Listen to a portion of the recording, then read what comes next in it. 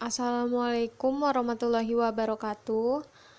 Pada kesempatan kali ini, kami kelompok 2 akan mempresentasikan proposal proyek pada bidang pendidikan yang berjudul Optimalisasi Sekolah Rakyat dalam Meningkatkan Kualitas Pendidikan Anak Prasejahtera melalui prinsip Transformational Development di Kampung Pemulung, Sidomulyo, Kelurahan Tanjung Rejo, Kecamatan Sukun, Kota Malang. Kelompok 2 terdiri dari beberapa anggota, diantaranya yaitu Putri Anastasia Pratiwi, yang kedua Melina Anita Putri, ketiga Giska Fadila, keempat Syifa Aprilia Salsabila, dan Revina Mutiara. Selanjutnya, materi akan disampaikan oleh teman-teman kelompok 2 sebagai berikut ini. Assalamualaikum warahmatullahi wabarakatuh. Perkenalkan, nama saya Giska Fadila. Saya dari kelompok 2 ingin mempresentasikan hasil kerja kami yang berjudul Optimalisasi Sekolah Rakyat dalam Meningkatkan Kualitas Pendidikan Anak Prasejahtera melalui prinsip Transformational Development di Kampung Pemulung Sidomulyo, Kelurahan Tanjung Rejo, Kecamatan Sukun, Kota Malang. Di sini saya akan menjelaskan latar belakang dari proyek ini. Anak adalah calon penerus bangsa, begitulah sebagian besar orang setuju terhadap siapa hakikatnya anak dalam perspektif masa depan suatu bangsa. Anak adalah aset berharga bagi pembangunan suatu bangsa yang harus ditumbuh kembangkan secara positif, agar nantinya mampu memberikan kontribusi yang besar bagi kemajuan negara. Dengan pemahaman yang konstruktif terhadap korelasi anak dan pembangunan, serta didukung oleh hasil konvensi hak anak tahun 1924 dan kemunculan tema Sentra Millennium Development Goals tahun 2000, pemerintah Indonesia dengan segenap upaya berusaha untuk merealisasikan upaya pemenuhan kesejahteraan anak yang diwujudkan dengan berbagai kebijakan di bidang pendidikan, kesehatan, ekonomi, dan keamanan. Langsung saja, di Kota Malang sendiri masih banyak anak yang belum memperoleh hak sebagaimana mestinya, khususnya hak untuk memperoleh pendidikan dasar. Dari data yang telah dihimpun oleh Dinas Pendidikan Kota Malang tahun 2020, angka putus sekolah untuk anak usia wajib sekolah di Kota Malang masih sangat tinggi, mencapai 27.220 orang. Jumlah tersebut berasal dari usia 7-12 tahun, atau 2.438 orang, dan usia 13-15 tahun sebanyak 24.782 orang. Angka tersebut naik sebanyak 15% dari tahun sebelumnya. Kota Malang hanyalah sebagian kecil dari Indonesia, jadi tak dapat dipungkiri bila jumlah anak putus sekolah di Indonesia bahkan dapat berjumlah jutaan kali lipat. Sedangkan anak-anak adalah generasi penerus harapan bangsa. Namun, jika para generasi harapan bangsa tidak mendapatkan kehidupan yang sewajarnya, mungkinkah mereka dapat mewujudkan harapan bangsa di kemudian hari? Melihat permasalahan sosial tersebut, sebenarnya siapakah yang paling bertanggung jawab? Seperti yang tercantum di dalam Undang-Undang Dasar 1945 pasal 34 ayat 1 yang berbunyi, fakir miskin dan anak-anak terlantar dipelihara oleh negara.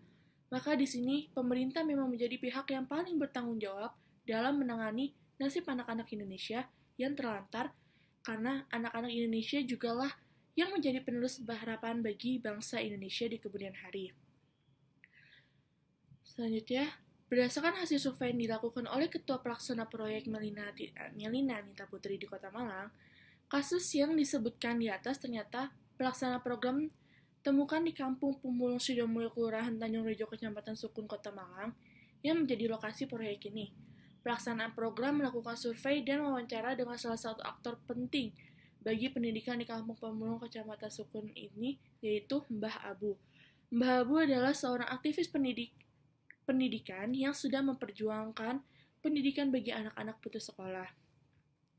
Namun berdasarkan hasil wawancara dengan Mbah Abu, ditemukan bahwa sekolah rakyat ini masih belum optimal untuk dapat menyelesaikan permasalahan pendidikan di kampung pemulung tersebut. Pelaksanaan program mendapat kesimpulan bahwa terdapat beragam masalah yang dihadapi oleh sekolah rakyat ini, yaitu minimnya sarana dan prasarana, kurangnya partisipasi siswa untuk belajar. Hal tersebut dikarenakan oleh beberapa sebab, yaitu mekanisme yang berjalan pada sekolah rakyat ini lebih menekankan pada pemberian akses pendidikan formal sehingga bersifat monoton dan pemberian wawasan keagamaan yang kuat. Keterbatas volunteer dan pengajar turut memperburuk kondisi sekolah rakyat ini. Karena volunteer dari pengajar yang berpartisipasi kurang memiliki komitmen tinggi dalam mengajar di sekolah rakyat ini, minimnya fasilitas seperti buku pelajaran dan buku tulis karena kurang diketahuinya sekolah rakyat ini oleh masyarakat luas, sehingga minim mendapat bantuan. Juga menjadi kendala bagi sekolah rakyat ini untuk hadir dan berperan secara optimal dalam memberantas rendahnya pendidikan di kampung pemulung kecamatan Sukun ini. Kondisi ini bahkan sangat sesuai dengan survei yang dilakukan oleh NGO Save the Children pada tahun 2006 yang menyimpulkan bahwa banyak sekolah non-formal atau sekolah rakyat masih terkendala dalam berbagai sisi, sehingga tidak optimal. Selanjutnya, saya, Siva Aprilia, akan mencoba menjelaskan bagaimana perencanaan proyek disusun. Jadi, perencanaan proyek disusun meliputi beberapa langkah-langkah. Di antaranya yaitu yang pertama, penentuan tujuan proyek dan kebutuhan-kebutuhan untuk mencapai tujuan tertentu. Yang kedua, mengidentifikasi pekerjaan-pekerjaan apa yang diperlukan untuk mencapai tujuan dan bagaimana urutan pelaksanaan kegiatan-kegiatan tersebut. Yang ketiga, organisasi proyek dirancang untuk menentukan departemen-departemen yang ada, subkontraktor yang diperlukan, dan manajer-manajer yang bertanggung jawab terhadap aktivitas pekerjaan yang ada. Yang kelima, yaitu mempersiapkan anggaran dan sumber daya yang diperlukan untuk melaksanakan setiap aktivitas. Dan yang terakhir, yaitu yang keenam, dengan mengestimasi waktu, biaya, dan performansi penyelesaian proyek. Assalamualaikum warahmatullahi wabarakatuh. Saya Revina Mutiara. Di sini saya ingin menjawab pertanyaan nomor 3 dan 4. Nomor 3, bagaimana pemrograman proyek dibuat?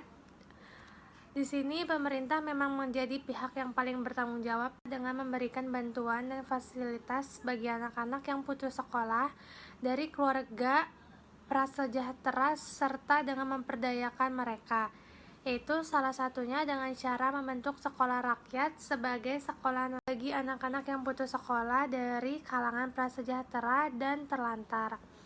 Hal tersebut membuktikan dengan masih sedikitnya ditemukan sekolah non-formal ataupun kegiatan sosial lainnya yang bertujuan untuk membantu mengatasi permasalahan angka putus sekolah dan rendahnya pendidikan anak-anak Indonesia. Di sini pelaksanaan program temukan di Kampung Pemulung Sidomulyo, Kelurahan Tanjung Rejo, Kecamatan Sukun, Kota Malang, yang menjadi lokasi proyek ini. Pelaksanaan program merupakan survei dan wawancara dengan salah satu aktor penting bagi pendidikan di Kampung Pemulung Kecamatan Sukun ini, yaitu Mbah Abo. Mbah Abo ialah seorang aktivis pendidikan yang sudah memperjuangkan pendidikan bagi anak-anak putus sekolah di Kampung Pemulung, Kecamatan Sukun selama kurang lebih 5 tahun. Untuk dapat membantu meningkatkan pengetahuan dan keterampilan anak-anak yang putus sekolah, di sini Mbah Abo mendirikan sekolah rakyat di pinggiran Kampung Pemulung yang menampung kurang lebih 30 anak-anak yang putus sekolah. Namun berdasarkan hasil wawancara dengan Mbah Ambo, ditemukan bahwa sekolah rakyat ini belum optimal untuk dapat menyelesaikan permasalahan pendidikan di Kampung Pemulung. Itu jawaban nomor 3. Selanjutnya jawaban nomor 4, yaitu penganggaran proyek dihitung dan dianggarkan. Salah satu hal penting dalam pembuatan proposal proyek ialah estimasi dan penganggaran. Evaluasi dilakukan dengan membandingkan tingkat pengeluaran aktual dan tingkat pengeluaran yang dianggarkan. Dengan demikian, tanpa estimasi yang baik, maka akan menyulitkan evaluasi yang efektif dan efisien. Di sini terdapat 3 pendekatan pokok yang memperkirakan biaya dilihat secara pengumpulan informasi. Yang pertama yaitu perkiraan biaya secara top and down. Yang kedua, perkiraan biaya secara bottom up. Yang ketiga, kombinasi top down dan bottom up. Di sini juga terdapat elemen-elemen anggaran biaya proyek. Yang pertama, biaya tenaga kerja langsung. Yang kedua, biaya tenaga kerja tidak langsung. Dan yang ketiga yaitu biaya overhead dan administrasi umum. Di sini terdapat tabel yang menjelaskan tentang biaya-biaya tersebut. Di sini ada yang pertama sewa LCD. Pemakaiannya itu media pelatihan, kuantitas 3 kali, harga satuan 100.000, jumlahnya 300.000 karena kita beli 3. Lalu contoh yang lainnya buku-buku, lalu kaos untuk digunakan oleh tim penyelenggara selama kegiatan proyek. Di sini gunanya untuk setiap kegiatan indoor maupun outdoor. Di sini membutuhkan 5 buah. Harganya 100.000 berarti 500.000 dan masih banyak yang lainnya. Di sini jumlah tabelnya terdapat 17, 20. Itu contohnya sudah terdapat di tabel, sudah dijelaskan harga-harganya dan kegunaannya seperti apa. Penganggaran ialah suatu rencana pengalokasian sumber daya. Penganggaran merupakan tindakan bagaimana mengalokasikan sumber daya yang terbatas untuk berbagai kegiatan dalam suatu organisasi selama jangka waktu tertentu. Sekian presentasi dan jawaban saya untuk nomor 3 dan 4. Assalamualaikum warahmatullahi wabarakatuh. Selanjutnya, bagaimana proyek dilaksanakan? Nah, dalam proposal proyek ini, proyek dilaksanakan dengan mendirikan sekolah rakyat yang didorong oleh pemerintah Malang. Dan sebenarnya, sudah ada beberapa aktor lain yang terlibat dalam membantu berjalannya sekolah rakyat di kampung Pemulung, yaitu lembaga swadaya masyarakat yang ikut turut langsung untuk membantu proses belajar mengajar di sekolah rakyat. Forum Mahasiswa Mataram dan komunitas peduli anak yatim dan anak jalanan yang telah mengirim beberapa pengajar untuk membantu mengajar sekolah ini, dan aktor lain yang sudah berkontribusi dalam terselenggarakannya Mbah Aboy. Perkenalkan, saya Melina Nita Putri ingin melanjutkan presentasi dari Saudari Putri Anastasia. Di sini ada pertanyaan poin ke-6 tentang bagaimana keberhasilan proyek dievaluasi dengan indikator kinerja. Jika dilihat dari semua yang berperan di dalam membangun sekolah rakyat di Kabupaten Malang, keberhasilan dalam semua yang berperan di dalamnya mampu mengoptimalkan perannya dalam meningkatkan kualitas pendidikan dan memberantas rendahnya angka pendidikan bagi anak-anak putus sekolah di Kampung Pemulung, Kecamatan Sukun, Kota Malang, dan mendorong anak-anak didiknya untuk berani bersaing dan terdorong untuk melanjutkan pendidikan ke jenjang perguruan tinggi.